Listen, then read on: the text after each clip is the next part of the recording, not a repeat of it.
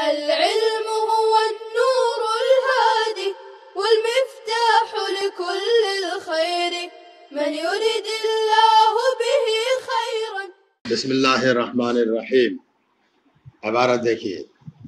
وَمُقَابِرٍ فِي الْمِصْرِ لَيْلًا بِالصِّلَاحِ، اور نماز جنازہ نہیں پڑھی جائے گی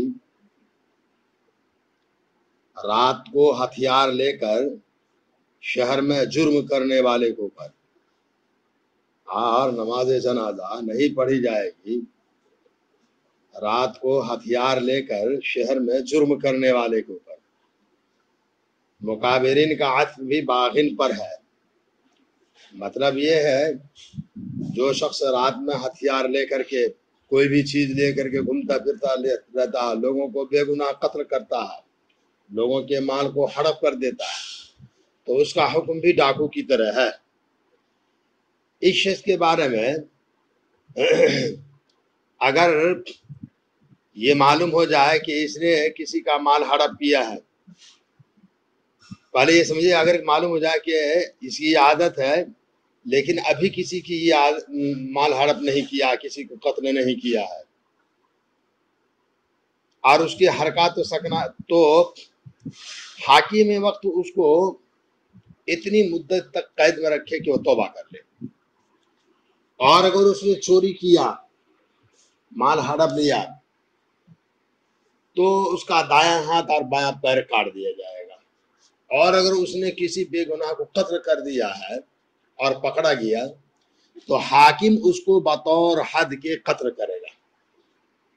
تو اس اعتبار سے اس کی سزا قتل ہے. اب اس کو قتل کر دیا گیا تو اس کے اوپر نماز جنازہ نہیں پڑھی جائے گی. وَمَقْتُورٍ عَصْبِيَّةً وَإِنْ غُسِلُوا، اور نماز جنازہ نہیں پڑھی جائے گی اس شخص پر بھی جو عصبیت میں جنگ کرتا ہوا مارا گیا ہو، اگرچہ اس کو غسل دیا جائے گا. اس میں ایک لفظ عصبیت آ رہا ہے. عصبیت کے مفہوم میں قومی حمیت، غیرت. مطلب یہ ہے کہ ایک شخص اپنی قوم اور برادری کی طرفداری کرتے ہوئے مارا جا رہا ہے، تو ایسے شخص پر بھی نماز جنازہ نہیں پڑھی جائے گی. آپ کی کتاب والے فرما رہے ہیں کہ اس کو غسل دیا جائے گا. وقاتل نفسه یغسل ویصلی علیہ، اور خودکشی کرنے والا کو غسل دیا جائے گا، اس پر نماز جنازہ پڑھی جائے گی. یعنی خودکشی اگرچہ بہت بڑا گناہ ہے لیکن ان کی نماز جنازہ پڑھی جائے گی. لا علی قاتل احد ابویہ عمدا، نہ کہ ماں باپ میں سے کسی ایک کے قتل کرنے والے کے اوپر جان بوجھ کر. مطلب یہ ہے کہ اگر کوئی آدمی، کوئی پاپی اپنے ماں باپ میں سے کسی ایک کو جان بوجھ کر کے قتل کر دے رہا ہے تو اس شخص کے اوپر بھی، اور اب بادشاہ وقت نے اس کو کیا کیا ہے، قتل کر دیا ہے، تو اس شخص کے اوپر بھی نماز جنازہ نہیں پڑھی جائے گی. آمدن اگر قتل کیا تب یہ حکم ہے جی، لیکن اگر کیا ہے خطأً قتل ہو گیا تب یہ حکم نہیں ہے. اسی طرح باپ کا قاتل جو ہے وہ اس لیے قتل کیا باپ کو کہ باپ امیر المومنین کا باغی تھا یا باپ کافر تھا، تو یہ حکم نہیں ہے.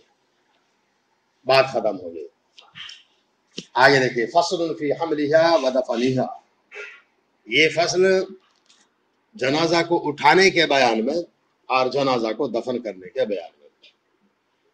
آپ کو یہاں پر ایک بات یاد رکھنی ہے، دفن کرنا بھی فرض کفایہ ہی ہے، فرض کفایہ ہے، ایسے ہی جیسا کہ مسجد کو غسل دینا، کفن دینا، جنازے کی نماز پڑھنا.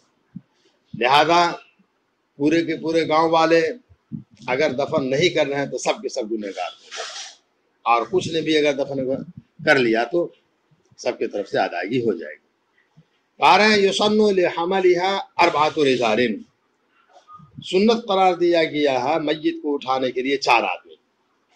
یعنی میت بڑی ہو، چاہے مرد کا ہو یا عورت کا ہو، تو ایک چارپائی کے اوپر ان کو لٹا دیا جائے اور سرہانہ آگے رکھیں، اس کے چاروں پایوں کو ایک ایک آدمی اٹھا کر کے چلے. اور اگر میں یہ چھوٹا بچہ ہے تو دست بدست لے جائیں، اس میں بھی کوئی حرج کی بات نہیں ہے۔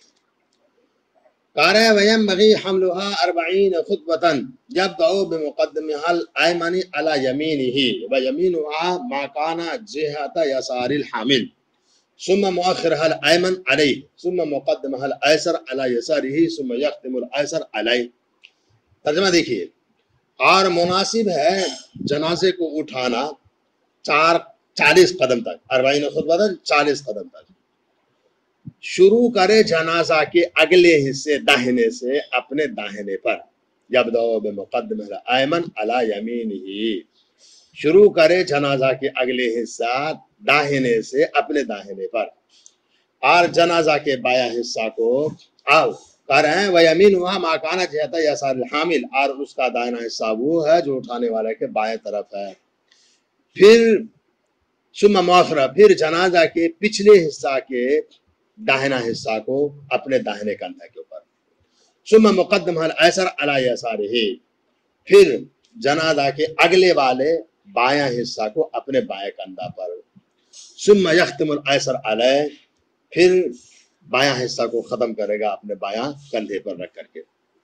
جنازہ لے جانے کا مصنون طریقہ یہ ہے کہ آدمی 40 قدم جنازہ کو اٹھائے ہوئے چلے۔ اس کی شکل یہ ہوتی ہے کہ آپ داہنے طرف چلے جائیے میت کے اگلے حصے میں، 10 قدم اس کے ساتھ چلیے، پھر میت کے داہنے حصے میں ہی رہتے ہوئے آپ پیچھے آ جائیے، 10 قدم یہاں پہ چلیے، پھر میت کے اگلے طرف بائیں حصے میں آپ چلے جائیے، 10 قدم اس میں چلیے، پھر میت کے پچھلے حصہ بائیں طرف میں آ جائیے اور اپنے بائیں کندھے کے اوپر 10 قدم لے کر کے چلیے۔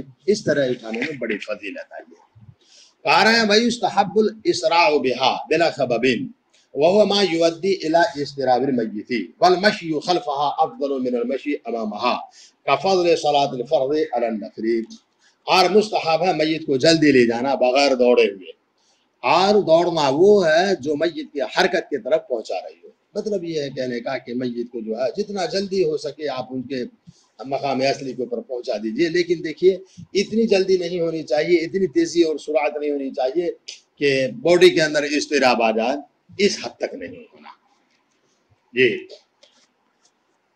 کہہ رہے ہیں بالمشی خلفہ افضل، اور چلنا جنازے کے پیچھے زیادہ اچھا ہے آگے چلنے کے مقابلے میں۔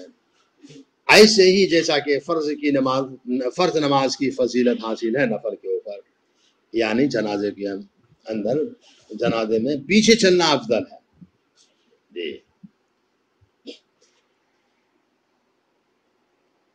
وَيُكْرَهُ رَفْعُ الصَّوْتِ بِذِكْرِ، اور مکروہ ہے آواز کو بلند کرنا ذکر کے اندر، یعنی مناسب تو یہ ہے کہ خاموش رہا جائے، اپنی موت کے بارے میں سوچا جائے، یہ ہمارا ساتھی آج مر گیا، کل ہمارے بھی باری آنے والی ہے، جی قبر میں ان سے سوال جواب ہوگا، ہم سے بھی سوال جواب ہوگا، ایک دن ہمیں بھی مرنا ہے۔ تو اس طرح وہ اپنے اندر غور فکر والا ماحول پیدا کرو، اور کچھ ذکر ہی کرنا ہے تو تلاوت وغیرہ کرنا ہے تو آہستہ سے کرے، زور سے پڑھنا، تلاوت کرنا، ذکر وغیرہ کرنا مکروہ تحریمی بتایا جاتا ہے۔ کہہ رہے ہیں بل جلوس قبل وضعها، اور مکروہ ہے بیٹھنا باڈی کو رکھنے سے پہلے، یعنی ابھی میت کو قبرستان میں لے جا کر کے رکھا نہیں اور آپ جا کر کے پہلے ہی بیٹھ گئے، یہ مکروہ ہے۔ کہہ رہے ہیں وَيُحْفَرُ الْقَبْرُ نِصْفَ قَامَةٍ أَوْ إِلَى الصَّدْرِ وَإِنْ زِيدَ كَانَ حَسَنًا، اور قبر کھودی جائے گی نصف قد تک یا سینے تک، اور اگر اس سے زیادہ کر دیا جائے تو زیادہ اچھا ہے، کان حسن زیادہ اچھا ہے۔ ذہن میں رکھیے آپ، قبر کے 2 حصے ہوتے ہیں، ایک حصہ وہ ہوتا ہے جس میں میت کو رکھا جاتا ہے، اور ایک تختوں سے اوپر کا حصہ ہوتا ہے۔ تو تختوں سے اوپری حصے کی گہرائی کم از کم انسان کے قد کے برابر ہونی چاہیے، نصف قد کے برابر ہونی چاہیے، اور اندر کے حصے کی گہرائی کم از کم اتنی ہو کہ اس پر جب آپ باڈی کو رکھ کر کے تختہ رکھیں گے تو تختہ میت کے بدن سے نہ لگے۔ یہ صندوقی قبر کی تفصیل ہے۔ کہہ رہا ہے وَيُلْحَدُ وَلَا يُشَقُّ إِلَّا فِي أَرْضٍ رِخْوَةٍ، اور بغلی قبر بنائی جائے گی اور صندوقی قبر نہیں بنائی جائے گی مگر نرم والی زمین میں۔ اصل سنت جو ہے وہ لحد جس کو بولتے ہیں بغلی قبر وہ ہے، لہذا جہاں پر مٹی سخت ہو وہاں بغلی قبر ہی ہونی چاہیے۔ بغلی قبر کی شکل یہ ہوتی ہے کہ قبر کھود کر کے قبلہ کے جانب اور زمین کھودیے، اتنی زمین کھودیے کہ آسانی کے ساتھ آپ باڈی کو اس میں لٹا سکیں۔ اس کے بعد اب کچی اینٹ وغیرہ کے ذریعے سے اس حصے کو ڈھک دیجیے۔ بغلی قبر کے بارے میں فضیلت آتی ہے، اس کی وجہ یہ ہے کہ مردار خور جانور سے یہ محفوظ رہ جاتا ہے۔ جانور نرم مٹی کو کھودتا رہتا، لیکن میت تک نہیں پہنچتی، میت سائڈ میں پڑی ہوئی رہ جاتی ہے، اس کے ہاتھ نہیں آتی ہے۔ دوسری قبر جو ہے وہ صندوقی قبر ہے، اس کو شک کہا جاتا ہے۔ اس کے بارے میں ہم نے آپ کو اوپر بتایا جی کہ نرم زمین جہاں ہے وہاں پر یہ صندوقی قبر ہونی چاہیے، جہاں زمین کے بیٹھ جانے کا اندیشہ ہو وہاں پر۔ اس کے قبر کے بنانے کا طریقہ یہ بتایا جاتا ہے کہ قبر کھود لیجئے نصف قد، اور پھر اس کے بعد وہیں پر زمین کے اندر بیچوں بیچ مزید گڈھا بنائیے، اتنا کہ اس کی لمبائی چوڑائی میت کے بدن کے مناسب ہو۔ پھر میت کو وہ گڈھا جو آپ نے نیچے کھودا اس میں رکھیے، اوپر سے آپ تختہ دے دیجیے۔ آگے دیکھیے وَيُدْخَلُ الْمَيِّتُ مِنْ جِهَةِ الْقِبْلَةِ، اور میت کو داخل کریں گے قبلہ کی طرف سے، یعنی جب قبر میں اتارنا ہے تو اس موقع پر لوگ سب قبر کے قبلہ کی جانب کھڑا ہو جائیں، اور پھر ادھر سے آپ بودی کو اتاریے۔ وَيَقُولُ وَاسِعَهُ بِسْمِ اللَّهِ وَعَلَى مِلَّةِ رَسُولِ اللَّهِ صلی اللہ علیہ وسلم، اور اس کا رکھنے والا کہے گا بسم اللہ وعلی ملت رسول اللہ صلی اللہ علیہ وسلم۔